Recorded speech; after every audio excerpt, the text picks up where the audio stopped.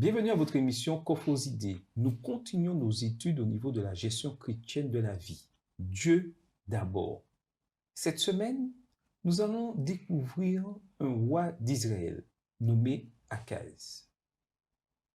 C'était un homme qui avait décidé de mettre complètement Dieu de côté.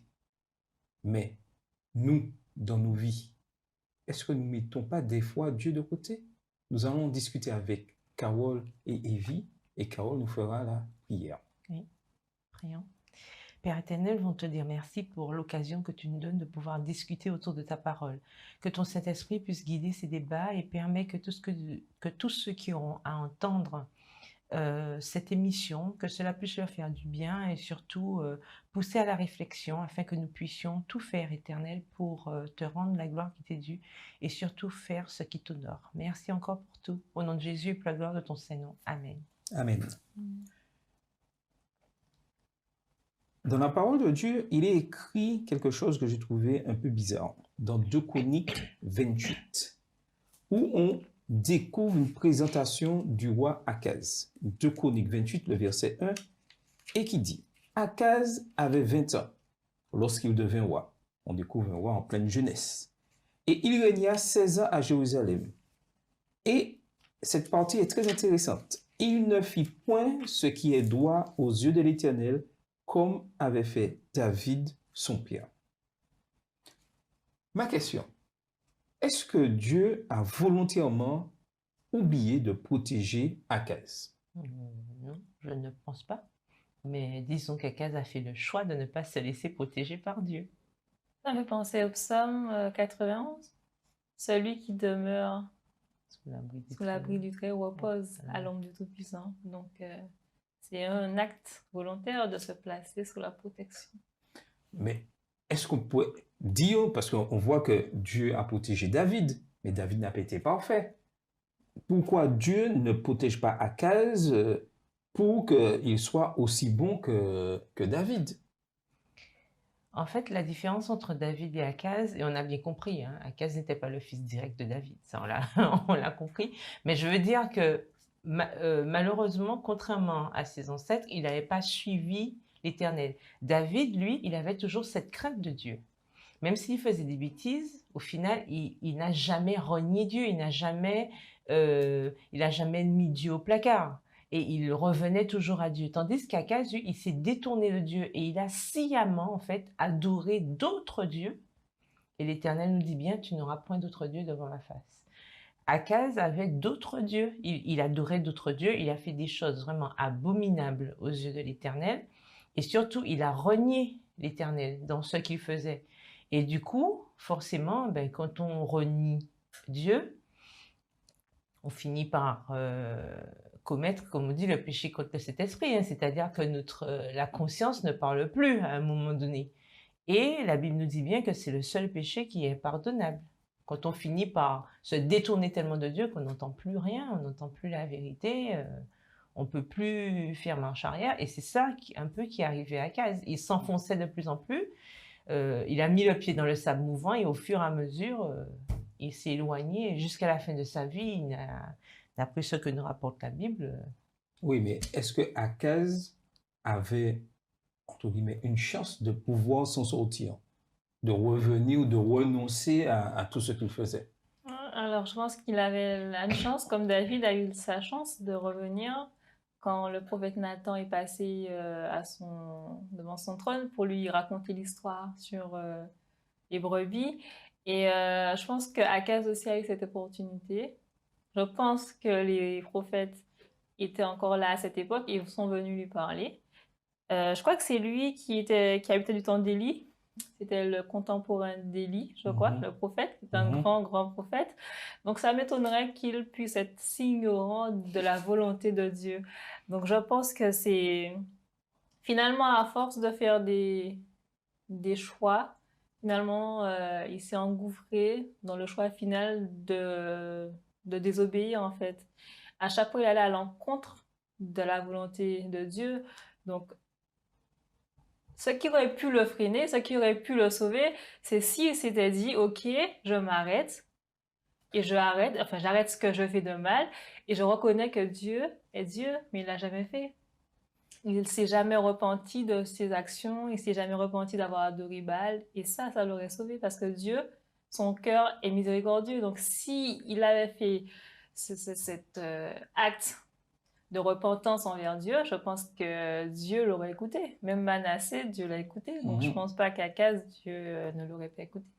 Mais aujourd'hui, on entend souvent les jeunes dire, oui, bon, j'ai commis des erreurs et je ne peux plus revenir, il n'y a plus d'espoir, bon, l'église, je tourne le dos à l'église parce que, bon, ma situation est tellement, je suis tellement englué dans, entre guillemets, dans le péché, dans mes erreurs que Dieu ne peut rien faire pour moi. Est-ce que il y a une issue? Puisque Akaz, lui-même, on voit qu'il n'y a pas d'issue.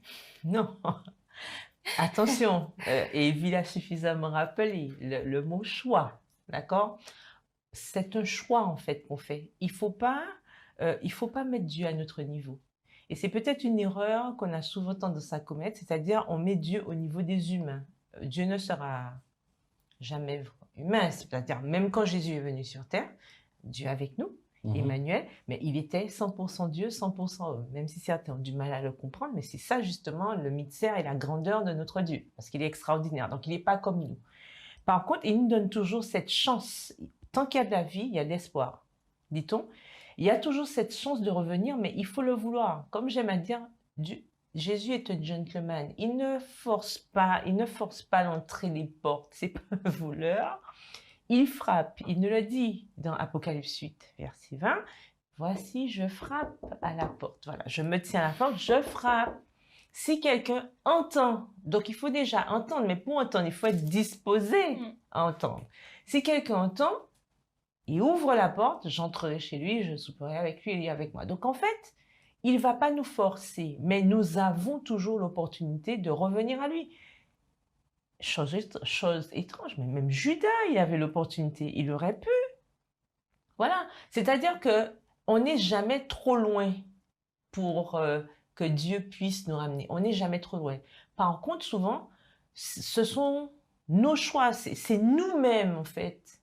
Nous sommes ceux qui faisons le choix de rester loin de Dieu. Mais c'est pas Dieu qui n'est pas accessible.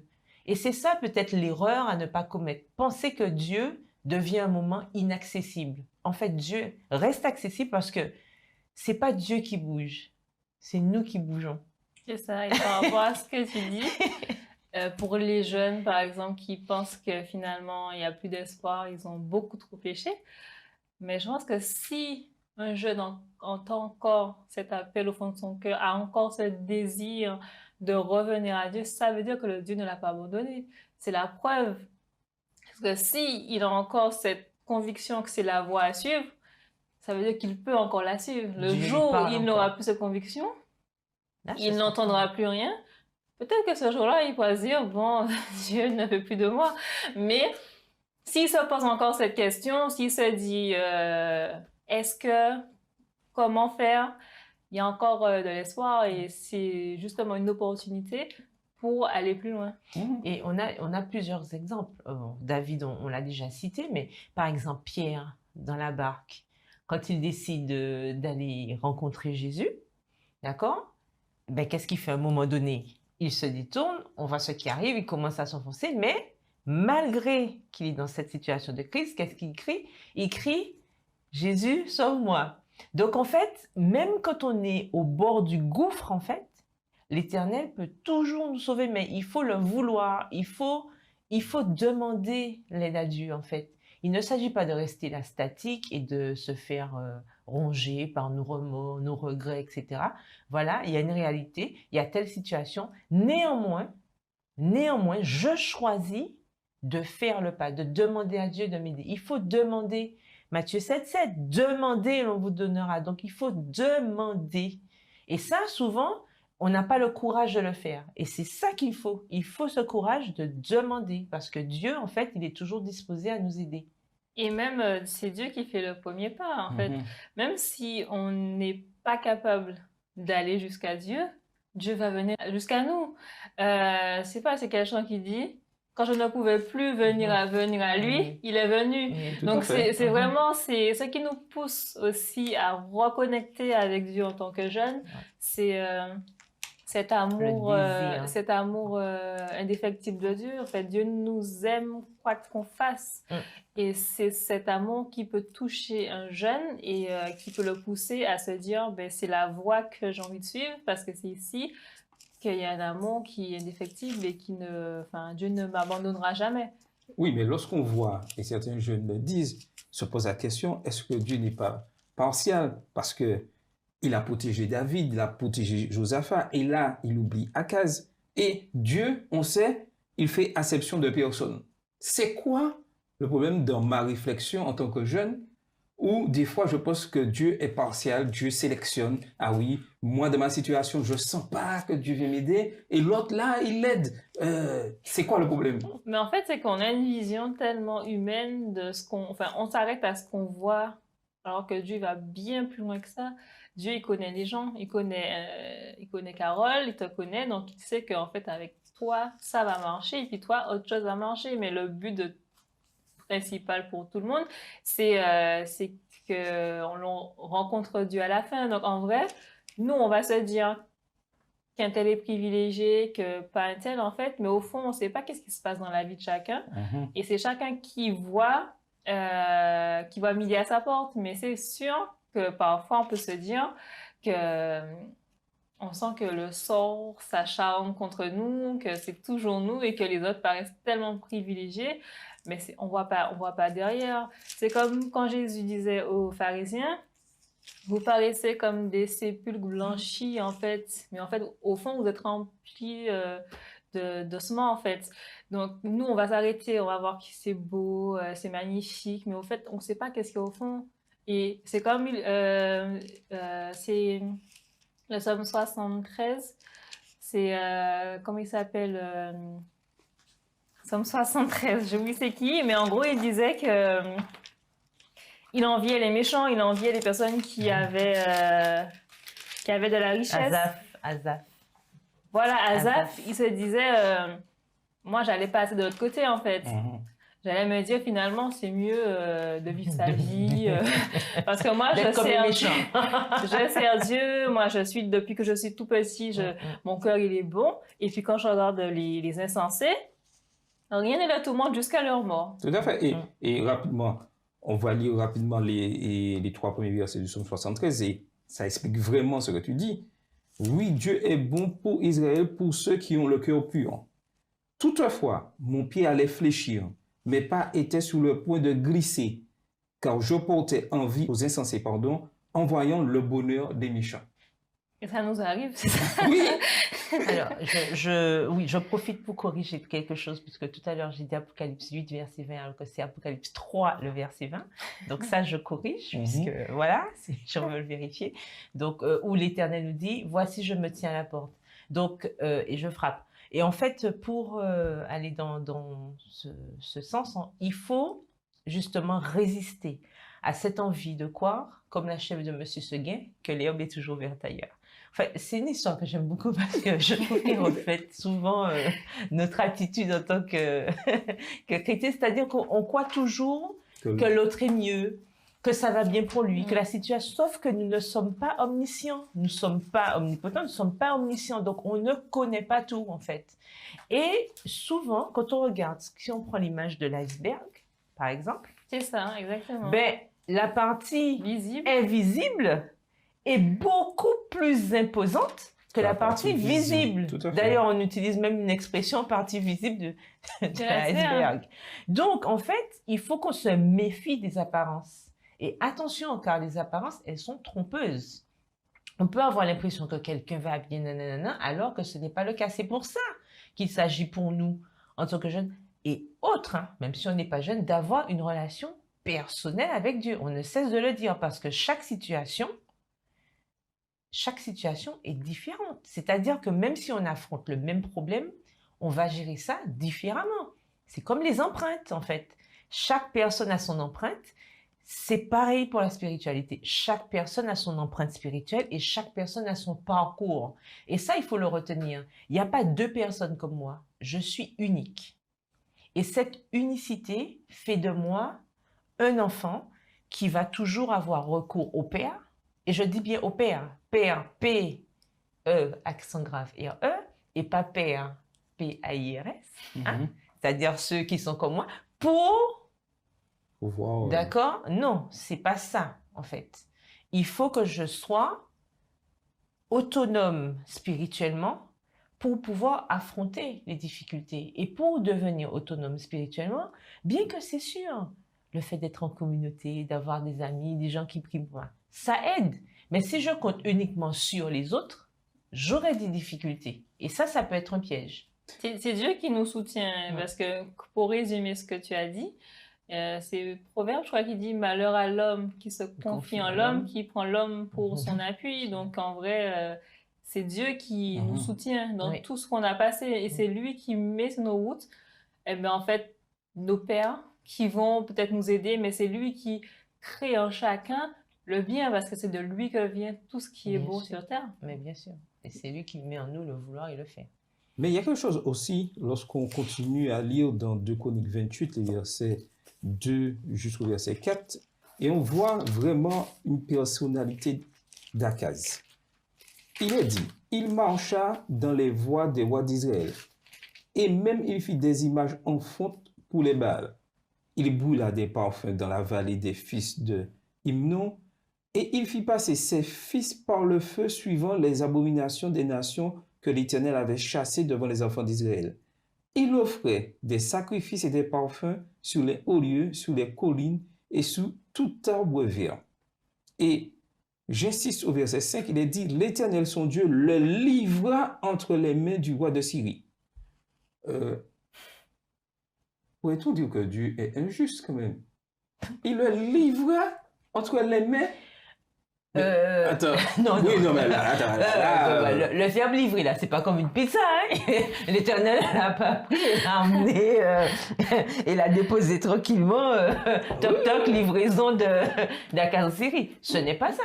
Qui est-ce qui a été en Syrie pour se battre Alors, forcément, Akaz n'a pas fait le choix d'obéir à Dieu.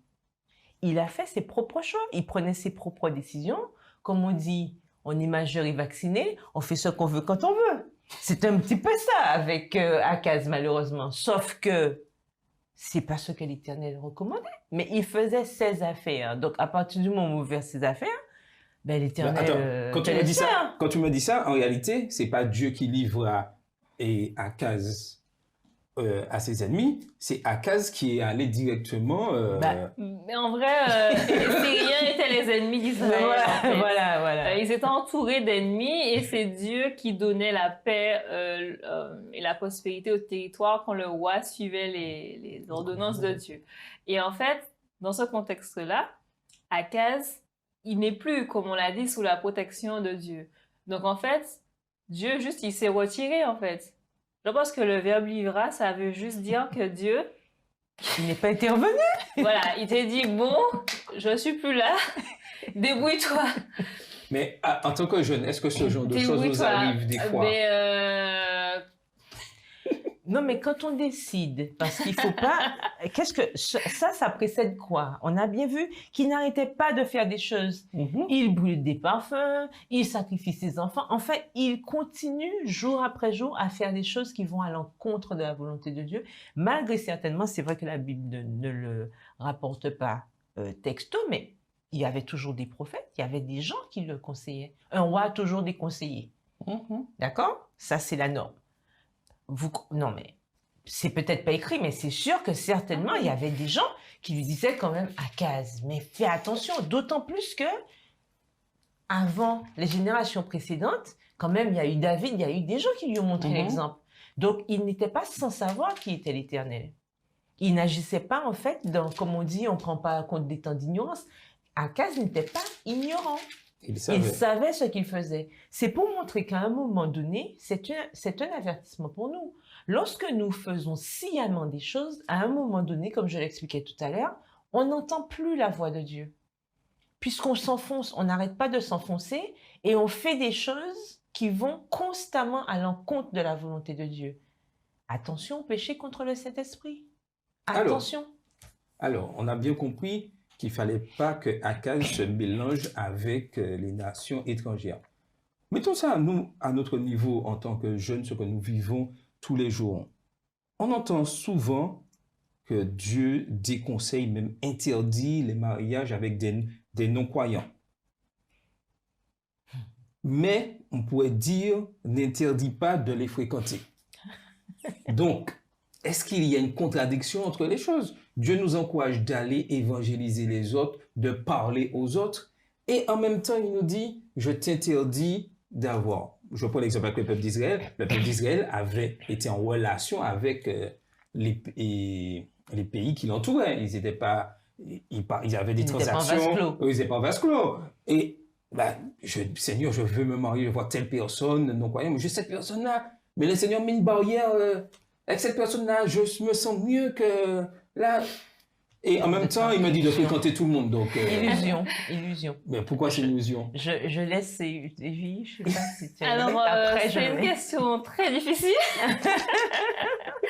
C'est une question qu'on vit tous les jours. Hein. Mais c'est sûr, mais elle est difficile. Et je pense que c'est pour ça qu'on n'a toujours pas répondu de façon très nette. Parce qu'on sait très bien qu'il y a des personnes pour qui, en fait, Dieu a on va dire, écrit droit, on va dire, avec des lignes courbes, qui ont vécu une histoire, on va dire, un petit peu chaotique par et leur pas choix. Vraiment... par leur choix. Pas vraiment, en tout cas, selon ce qu'on connaît, selon ce qu'on nous a appris, puis que finalement, en fait, Dieu les a bénis et que, finalement, ils ont trouvé ensemble le chemin vers la vie éternelle. Donc, en fait, de dire tout simplement non, c'est pas du tout... que ça va jamais fonctionner, je pense que c'est faux. Après, il faut prendre en compte aussi le fait que Dieu a parlé. Donc, premièrement, en tant que disciple, on doit obéir même... Parce que c'est vrai que si on commence à réfléchir, on va partir dans beaucoup de conjonctures. Donc, je pense que la plus sage des manières d'agir est de prendre en compte d'abord la parole de Dieu. C'est vrai que c'est pas facile dans la vie de tous les jours, mais je pense que Dieu nous guide aussi dans cette voie-là parce qu'il nous parle en tant que jeunes, même dans les relations, etc. Il nous montre si on est dans sa voie ou pas et si cette relation nous rapproche de lui ou pas. Donc, c'est à nous aussi d'écouter et de lire aussi sa parole parce qu'il nous a laissé quand même des enseignements et ce serait dommage de passer à côté. Donc, moi, je dirais plus de laisser Dieu guider nos pas à travers sa parole parce que Dieu nous parle dans sa parole et de suivre son enseignement. Moi, c'est tout simplement ce que je peux dire parce qu'en vrai, on ne peut pas vraiment dire non ou oui, etc. parce que Dieu sait ce qu'il fait et dans la vie de chacun, il agit différemment. Donc voilà.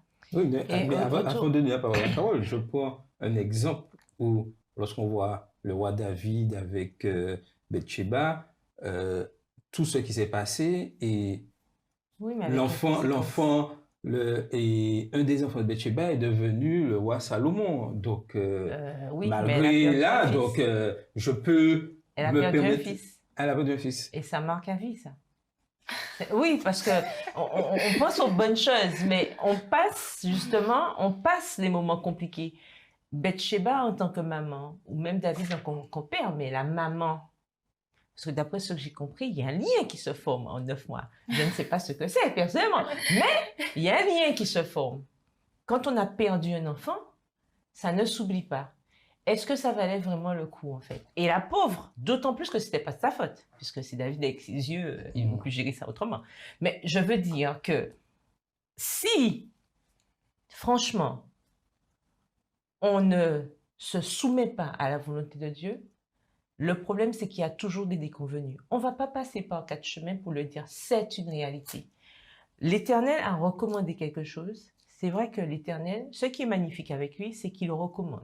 D'accord? Il y a des commandements, d'accord? Il y a des recommandations. L'Éternel conseille de ne pas faire telle ou telle chose. Et nous avons vu que dans la Bible, chaque fois, en matière de mariage, que les gens n'ont pas respecté les commandements de Dieu, il y a toujours eu des soucis. Et je défie quiconque à part quand Osée Et l'Éternel avait recommandé à Osée de se marier avec la prostituée, etc. Mais on a bien vu que c'était une allégorie par rapport aux enfants de Dieu qui n'arrêtaient pas de se détourner de Dieu. C'est l'Éternel toujours qui recommande. Mais autrement, on a toujours vu que lorsque les choix se sont portés en dehors du cadre de Dieu, ça a toujours été un échec. Et contrairement à ce que les gens veulent faire croire, d'accord, il y a toujours quelque chose qui ne va pas. Et puis on fait quoi? Oui, ça va, machin. Il y a toujours quelque chose qui ne va pas dans ces situations-là. Pourquoi? Parce qu'on n'a pas voulu obéir à Dieu. Si Dieu recommande de ne pas se mettre sur un joug étranger, il faut réfléchir à pourquoi. Parce que dans la vie à deux, elle est déjà compliquée à gérer. D'accord? Avec l'aide de Dieu, on passe, comme on dit, on surfe sur la vague, il n'y a pas de souci. Mais déjà, vivre à deux, c'est déjà une expérience. D'accord? Bien sûr, je parle vivre dans le cadre du mariage, hein, je précise. Vivre à deux, c'est déjà une expérience. Quand en plus, on a des barrières qu'on aurait pu éviter, ça devient compliqué. Quand, par exemple, je vais me mettre sous un joug étranger, comme on dit, je me marie avec quelqu'un qui n'a pas les mêmes valeurs que moi. Quand je commence à avoir des enfants, quand on commence à faire l'éducation, comment ça se gère? Comment ça se gère? Ça devient compliqué. Quand finalement, telle personne a besoin d'aller faire telle activité sur le jour du sabbat où moi je ne peux pas, je fais quoi? Donc, mon mari ou ma femme à droite, à gauche, etc. Et moi, en fait, je suis en train de me mettre dans des difficultés alors que j'aurais pu éviter. Et Dieu ne se contredit pas. C'est ça le souci. Et c'est pour ça que quand Evie disait, il faut se laisser sans jugement aucun, d'accord? Mais il faut se laisser guider par Dieu parce que faire le choix de conjoint, c'est quelque chose de délicat, c'est quelque chose d'important. Et c'est pour ça qu'il faut laisser Dieu agir dans ce contexte-là, d'autant plus parce que on va dans des vœux, on s'engage vraiment pour un long moment de sa vie. Et on a envie de partager sa vie avec quelqu'un qui nous apporte le bonheur, qui nous fait plaisir. On ne va pas aller se mettre dans des difficultés inutilement. Je suis d'accord avec toi, mais si je suis déjà dans cette situation, dans cet engagement-là, est-ce que cela veut dire que je dois faire stop, marche arrière et arrêter toute relation avec cette personne? Alors si je ne suis pas encore mariée? Je ne suis pas encore mariée. Écoute, c'est le mariage qui lie. Hein. Ce n'est pas les fréquentations. Les fréquentations n'ont jamais été un lien. C'est le mariage qui est le lien. Oui, mais les fréquentations, ça peut quand même être un lien, en tout cas, de cœur. En quoi? Parce que les cœurs brisés, c'est pas que dans le mariage. Donc oui, mais tu n'es pas lié. Oui, mais c'est quand même une souffrance qui s'accumule parce que pour les personnes qui sont mais c'est une souffrance qu'on a soi-même cherchée. Mais je dirais, mais j'ajouterais, mais j'ai donné toute mon énergie et dans cette relation et j'ai des fois éprouvé Dieu dans cette relation. Ah bon? Et j'ai donné, est-ce que mon offrande, cette énergie, va être non agréée par Dieu parce que juste que c'est quelqu'un d'étranger? Caïn avait donné les meilleurs fruits de son verger. Il avait emmené les meilleurs fruits. D'accord? Est-ce que l'Éternel a agréé? Non. Mais après, je pense que si quelqu'un n'est pas convaincu de ça, c'est quelque chose qui s'acquiert. Hein. C'est pas parce que on va lui dire que non, en fait, il va comprendre tout de suite. C'est un apprentissage et je pense que c'est à force de cheminer. Et puis c'est en force faisant mal aussi qu'on apprend. Est-ce qu'on est obligé? Mais il y a des trucs qui sont obligés de passer par là pour comprendre. Eh bien, en fait, là où Dieu veut les enlever, c'est Dieu qui emploie ces moyens-là aussi pour amener les personnes à lui. Quand Akaz a perdu la guerre contre les Syriens, je pense que Dieu aussi essaie de lui parler par cette défaite. Lui essaie de lui dire, ben en fait, tu vois que il n'y a rien qui va. Voilà. Mais la question aujourd'hui à laquelle nous devons nous poser, l'énergie que je mets à servir, à être disponible, quelle que soit la relation, est-ce que Dieu agrée ce don-là? C'est déjà une question que je dois me poser en tant que jeune. Deuxièmement, est-ce que je fais la volonté de Dieu? Oui, c'est ce que j'allais dire Parce que lorsqu'on regarde Akaz donnait des offrandes. Il donnait beaucoup de choses, mais il donnait à qui? Il reconnaissait qui dans ses offrandes? Il a même passé ses enfants, ses Baal. Et quand j'entame une telle relation, je cherche à adorer qui? Est-ce que je cherche à me satisfaire moi ou est-ce que je décide de servir Dieu? Et c'est ce que j'allais dire. Souvent, c'est le je qui revient. Je me sens bien, je l'aime, Mais notre priorité, ça doit être Dieu. Parce que c'est une question de priorité. Qui est-ce que je veux adorer? À qui est-ce que je veux faire plaisir? Souvent, quand on arrive à ces situations-là, on se rend compte que c'est notre moi qu'on est en train de satisfaire. C'est parce qu'on se sent bien. Et on essaie d'associer. C'est très difficile. On essaie d'associer Dieu à ça. On essaie de trouver justement des points communs, comme quoi Dieu nous a bénis, etc., pour justifier quelque chose qui, à l'origine, n'est pas la volonté de Dieu. Et ça pose énormément de problèmes. On doit se poser la question, quand j'agis ainsi, à qui je fais plaisir? Et souvent, la réponse, c'est à moi. Or, en tant que chrétien, devons-nous nous faire plaisir ou faire plaisir à Dieu? Quid de la question? Et ça, c'est quelque chose où nous devons vraiment réfléchir constamment, quelles que soient les décisions que nous avons à prendre. Savoir, est-ce que je fais ma volonté ou la volonté de Dieu?